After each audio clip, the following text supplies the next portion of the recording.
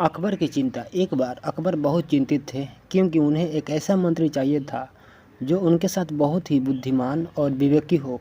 अकबर ने बाहरी दुनिया में ऐसे व्यक्ति की तलाश की जो उनके विशेषाधिकारी हो सके। उन्होंने बहुत सारे लोगों को आग्रह किया और विभिन्न चर्चाओं के बाद अपने दरबार में एक व्यक्ति को आमंत्रित किया जो वास्तविकता में बुद्धिमान और विवेकी हो। बीरबल, जो एक गरीब ब्राह्मण थे, ने इस खुशी के समाचार को सुनते ही अपने दोस्तों और परिवार को बताया। वे अकबर के दरबार में पहुंचे और अकबर ने बीरबल को एक सवाल पूछा।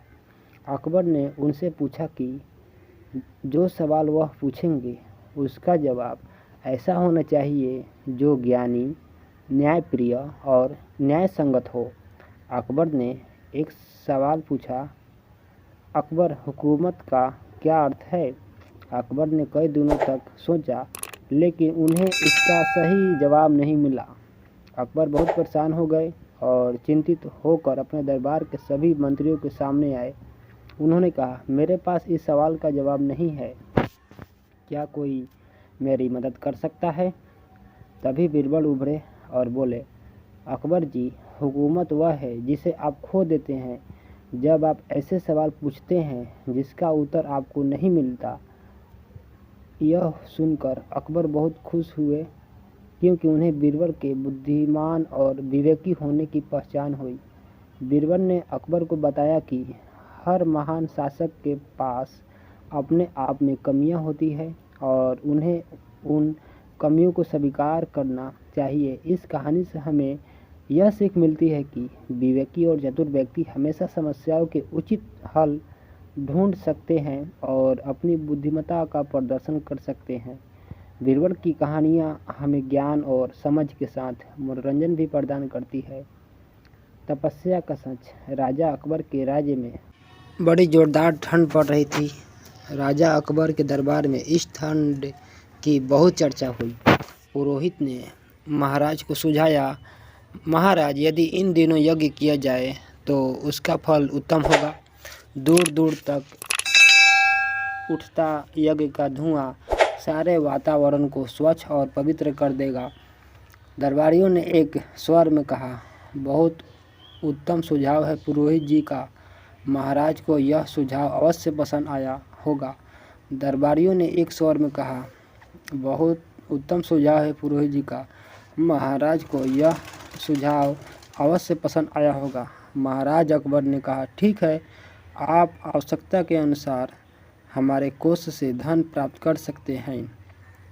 महाराज, यह महान यज्ञ 7 दिन तक चलेगा। कम से कम 1 लाख स्वर्ण मुद्राएं तो खर्च हो ही जाएगी।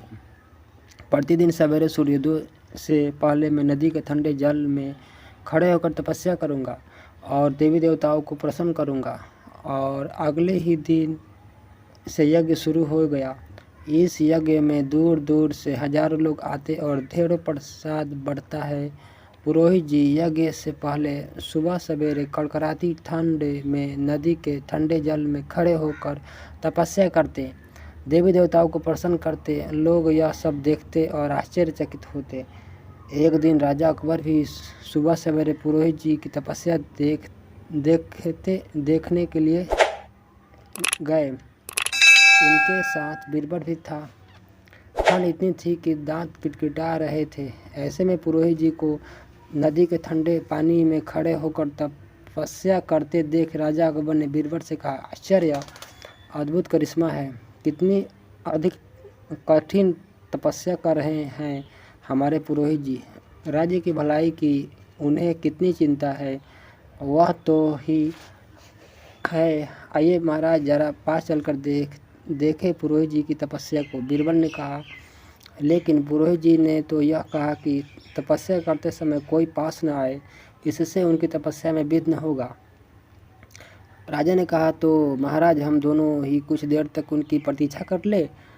जब पुरोहित जी तपस्या समाप्त करके ठंडे पानी से बाहर आए तो फल फूल देकर उनका सम्मान करें। राजा अकबर ने बीरबल की यह बात जच गई।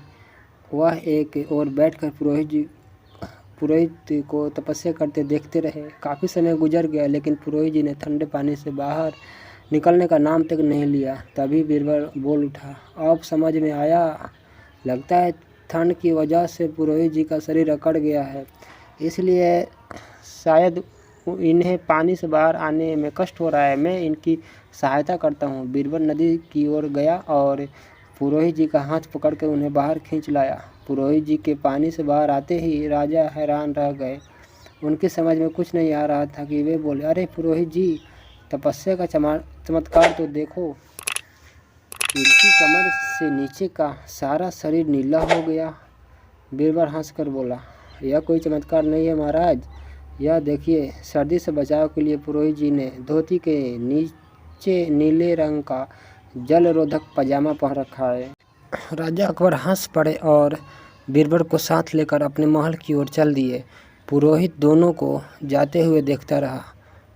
दोस्तों, ये कहानी आपको कैसी लगी आप कमेंट करके जरूर बताइएगा। अगर आपको अच्छी लगी लाइक सब्सक्राइब जरूर कीजिएगा। थैंक यू दोस्तों, धन्यवाद दोस्तों, thank you for watching this video.